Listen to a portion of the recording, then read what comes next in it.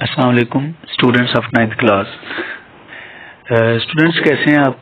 अच्छा स्टूडेंट्स, आज का हमारा जो टॉपिक है ना वो है question number 2, constructive question, chapter number 6।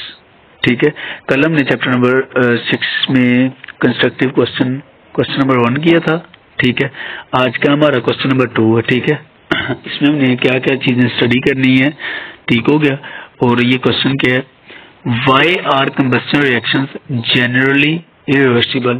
ठीक है, combustion reaction अब सबसे पहले तो हमें ये पता होना चाहिए कि combustion reaction क्या होता है। ठीक है, combustion reaction क्या होता है।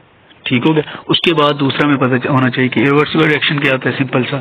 ठीक है, फिर हमें क्वेश्चन की समझ आएगी जब हम क्वेश्चन को पूरी तरीके से पढ़ लेंगे, इसको समझ लेंगे। ठीक है, उसके बाद ही हम अपना क्वेश्चन को सॉल्व आउट कर सकते हैं। ठीक है, ये स्टूडेंट्स ये एक्चुअली ना क्वेश्चंस होते हैं थोड़े कंसेप्चुअल। ठीक है, जो ठीक स्टूडेंट्स होते हैं, टॉपर स्टूडेंट्स होते हैं, उनका यही मिशन होता है कि वो ऐसे ही इसको रीड आउट करके, ठीक है, तो इसको सही से स्टडी करें ताकि वो इसलिए उनके नंबर भी अच्छे आते हैं। ठीक है, आप लोग भी ट्राई किया करो इसको समझने की, इन चीज़ों की।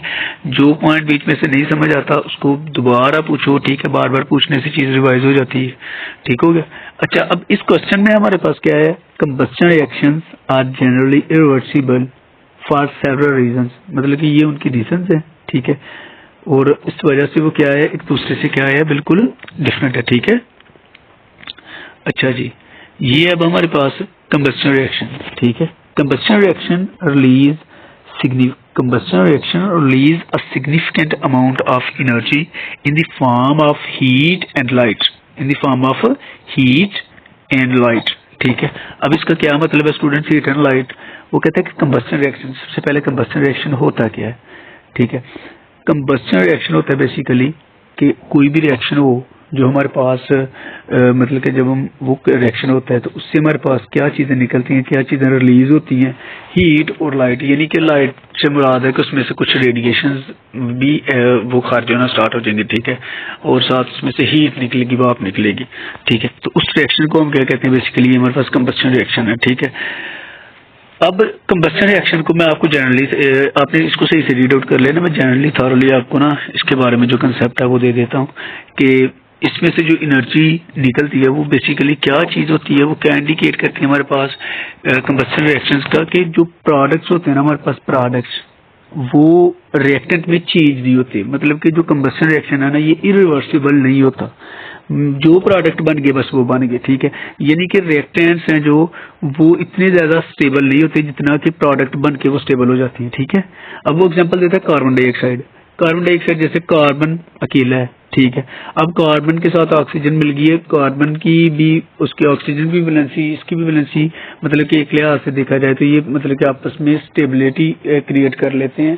ठीक है, ये मैं पूरा किसी दिन आपको कार्बन और ऑक्सीजन का स्ट्रक्चर बता के तो समझाऊंगा क्लास में। ठीक है, तो मतलब कि इसमें क्या होता है कि इतनी ज्यादा स्टेबिलिटी हो जाती है कार्बन में और ऑक्सीजन के दरमियान में कि स्टेबली आफ्टर प्रोडक्ट्स होते हैं। ठीक है, रिएक्टेंट्स इतने स्टेबल नहीं होते जितने इनके प्रोडक्ट्स स्टेबल होते हैं। ठीक है, अब वो कहते हैं कि फॉर एग्जाम्पल अगर हम बात करें उसकी, जैसे हमारे पास वाटर है। ठीक है, तो वाटर ये तो नहीं ना होता कि वाटर बना हुआ है। ठीक है, तो वो जल्दी से जी हवा बन गया और साथ ही उड़ गया, वाटर वेपर्स बन गए, उसके हाइड्रोजन अलग होगी, ऑक्सीजन अलग होगी है, ऐसा तो नहीं ना होता।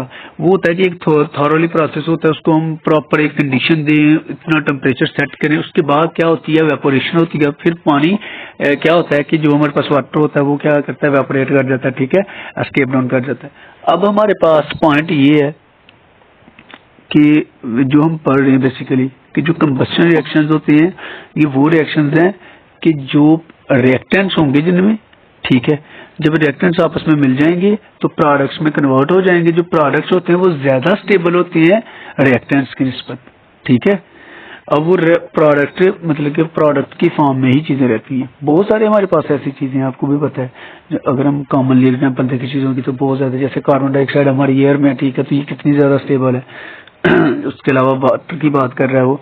अच्छा, नेक्स्ट वो कहता है कि hydrocarbon and oxygen. Hydrocarbon students किसको कहते हैं, हाइड्रोकार्बन कहते हैं जिसमें हाइड्रोजन और कार्बन हो। ठीक है, बेसिकली ऑर्गेनिक केमिस्ट्री की बात कर रहा है, ये आपने चैप्टर नंबर 1 में ऑर्गेनिक केमिस्ट्री की वो ब्रांच में इसको आपने थॉरली रीड किया हुआ है कि हाइड्रोकार्बन एंड देयर डेरिवेटिव्स, ठीक है। अब हाइड्रोकार्बन क्या होते हैं? जिसमें कार्बन और हाइड्रोजन हो, ठीक है, इसको हम कहते हैं हाइड्रोकार्बन।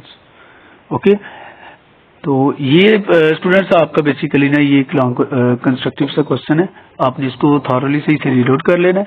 जिस पॉइंट की नहीं समझ आएगी या कोई भी है तो आप क्यूरी कर सकते हैं, आप क्वेश्चन पूछ सकते हैं, ठीक हो गए स्टूडेंट्स? ओके स्टूडेंट्स, अल्लाह हाफिज, टेक केयर।